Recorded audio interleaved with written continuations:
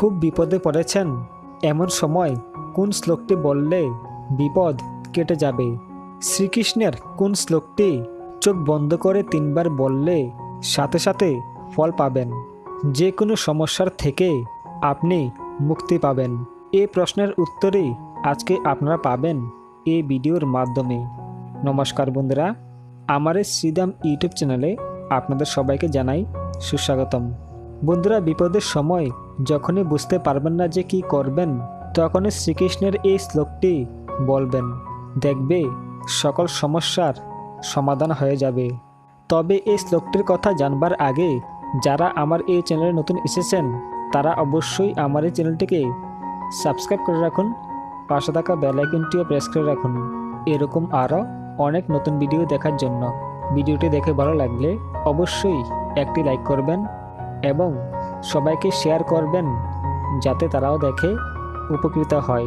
আর কমেন্টে জয় শ্রীকৃষ্ণ অবশ্যই লিখতে ভুলবেন না। তাহলে আসুন এবার ভিডিওটি শুরু করা যাক। ব্যস্ত শহরের ব্যস্ততাতেই জীবনের বেশিরভাগ সময় কেটেছে শান্তনুর। স্কুল কলেজে পড়াশোনা সম্পূর্ণ করে চাকরি পেতে পেতে অনেক বছর কেটে যায় তার। দিনকালের যে অবস্থা, তাতে চাকরি পেতে বড় সমস্যাই হয়েছিল তার। তাই অবশেষে এই চাকরিটা পেয়ে স্বস্তির নিঃশ্বাস ফেলেছিল সে। কিন্তু হঠাৎ একদিন অপ্রত্যাশিতভাবে সেই চাকরি চলে যায় তার। কোম্পানির হর্তাকর্তারা কারণ দেখায় যে এখন মন্দার সময়, বেশি লোককে তারা কাজে রাখতে পারবে না। এমন অবস্থায় বড় জটিল সমস্যার সম্মুখীন হতে হয়েছিল তার। মাসে মাসে পরিবারের খরচা বেড়েই চলেছে, বিল দিনের পর দিন জমছে, হাতে কোনো টাকা কড়ি নেই। এই খরচ সে কীভাবে মেটাবে সে কিছুতেই বুঝে উঠতে পারছিল না। ধীরে ধীরে তাকে হতাশা গ্রাস করছিল। অবশেষে ভগবানের কাছে প্রার্থনা করতে থাকে সে। ভগবানকে সে পথ দেখাতে বলে। এই সকল সমস্যার থেকে বেরোনোর জন্য উপায় জানতে চায় তার কাছে। কিন্তু সময়ের সাথে ধীরে ধীরে শান্তনুর ভিতর থেকে ঈশ্বরের প্রতি আস্থাও চলে যাচ্ছিল। একসময় হতাশ শান্তনু যখন তার আবছা আলোকিত ঘরে বসে নিজের জীবন নিয়ে দুশ্চিন্তায় মগ্ন ছিল, তখনই হঠাৎ তার বাড়ির ডোরবেলটি বেজে ওঠে। দরজা খুলতেই অবাক হয়ে যায় সে। তার সামনে দাঁড়িয়ে আছে তার এক পুরনো বন্ধু। অনেক বছর হয়ে গেছে শান্তনু তাকে দেখেনি। কর্মসূত্রে সে অন্য শহরে এখন নিজের ঘর বেঁধেছে। কিন্তু সে হঠাৎ এইখানে কিভাবে? শান্তনুর মনের প্রশ্ন বুঝতে পেরে সে বন্ধুটি তাকে জানায় যে অস্থায়ীভাবে শহরে ফিরেছে সে। তার অফিসের বদলি হচ্ছে, তাই এতদিন সে যে শহরে ছিল সেখান থেকে অন্য জায়গায় তাকে শিফট করতে হবে। কিন্তু তার আগে সে একবারের জন্য নিজের পূর্বপুরুষদের ভিটেতে কিছু সময় কাটানোর জন্য এসেছে। সে আরও বলে সে এখানে ফিরেই তার শান্তনুর সাথে দেখা করার জন্য মন কেমন করতে থাকে। তার মনে হতে থাকে শান্তনু কোনো মহাবিপদে সম্মুখীন হয়েছে, আর সেই কারণেই নিজের বন্ধুকে সাহায্য করার জন্য ছুটে এসেছে। এত দূর থেকে আসা বন্ধুকে 1 কাপ চা সেদে শান্তনু তাকে ঘরে বসায়। চা এনে কিছুক্ষণ এদিক ওদিকের কথা বলার পরে শান্তনু আস্তে আস্তে নিজের কষ্টের কথা তার কাছে বলতে থাকে। তার যত সমস্যা, চাকরি চলে যাওয়া এবং দিনের পর দিন তার খরচা বাড়তে থাকা, পরিবারের বিল শোধ না করতে পারা, এই সবটাই খুলে নিজের বন্ধুকে জানায়। শান্তনু ছোটবেলা থেকে জানতো যে তার এই বন্ধুটির অন্তর্দৃষ্টি বড়ই গভীর। তাই তো সে এতদিন বাদে শহরে ফেরার পর শান্তনুর কষ্ট অনুভব বুঝতে পেরে ওর সাথে দেখা করতে এসেছে। শান্তনুর বন্ধুটি সত্যি বড় আধ্যাত্মিক ছিল।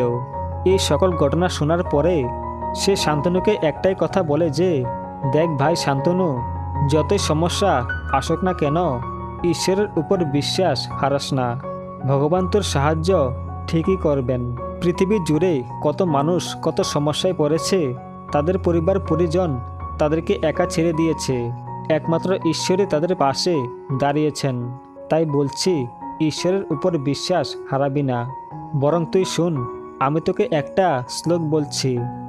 যখনই কোনো কঠিন পরিস্থিতির সম্মুখীন হবি, বুঝতে পারবি না যে কী করা উচিত বা কী করা উচিত নয়, সেই সময় শ্লোকটি দু চোখ বন্ধ করে 3 বার বলবি, দেখবি অবশ্যই ফল পাবি। আমি এই কথা বলছি কারণ আমি নিজেও এমন পরিস্থিতির মুখে পড়েছি এবং এই শ্লোকই আমার জীবন রক্ষা করেছে। সেই বন্ধুটি চলে যাওয়ার পর শান্তনুর মনে আবার একবার শুভ শক্তির উদয় হয়। সে নিজের আত্মবিশ্বাস আবার ফিরে পায়। সে প্রতিদিন ঠাকুরের পূজা করতে আরম্ভ করে, মন দিয়ে ঠাকুরকে ডাকে, বিশ্বাসের সাথে ঠাকুরের কাছে প্রার্থনা করে, আর সাথে চোখ বন্ধ করে 3 বার শ্লোকটি উচ্চারণ করে। কিছুদিন আগে শান্তনু ভেবেছিল যে সমস্যার কোনো সমাধান নেই, বরং পরিস্থিতি আরও কঠিন থেকে কঠিনতর হতে চলেছে। কিন্তু যেদিন থেকে এই শ্লোকটি পাঠ করতে থাকে তার ভিতরে যেন কিছু একটা পরিবর্তন ঘটে। তখনই হঠাৎ একদিন চাকরির সুযোগ প্রত্যাশিতভাবে তার জীবনের দরজায় টোকা মারে। এমনকি তার দক্ষতা অনুযায়ী তাকে চাকরির অফার করা হয়েছিল, আর সাথে ছিল স্থায়ী আয়ের প্রস্তাব। শান্তনু বুঝতে পারে যে ঈশ্বর সত্যি তার প্রতি মুখ তুলে চেয়েছেন।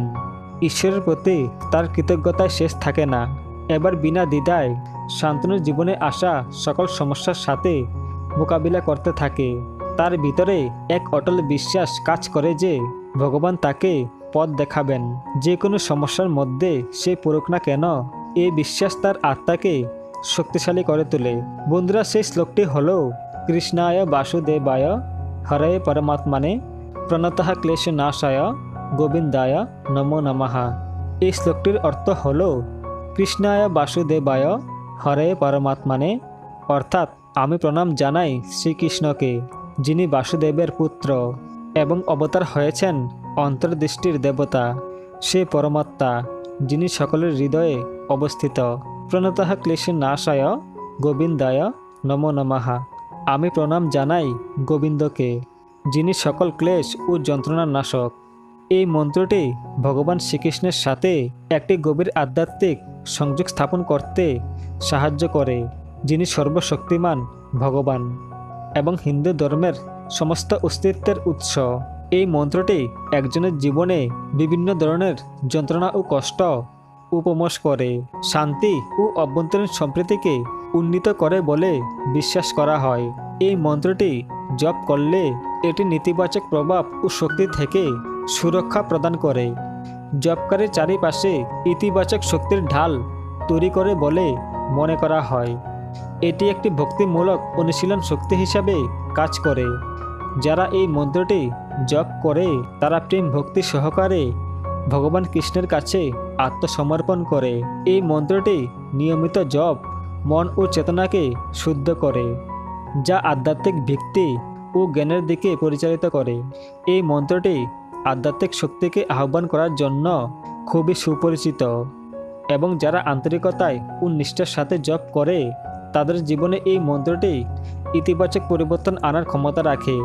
তো বন্ধুরা, আশা করি আজকের এই ভিডিওটা আপনাদের ভালো লেগেছে।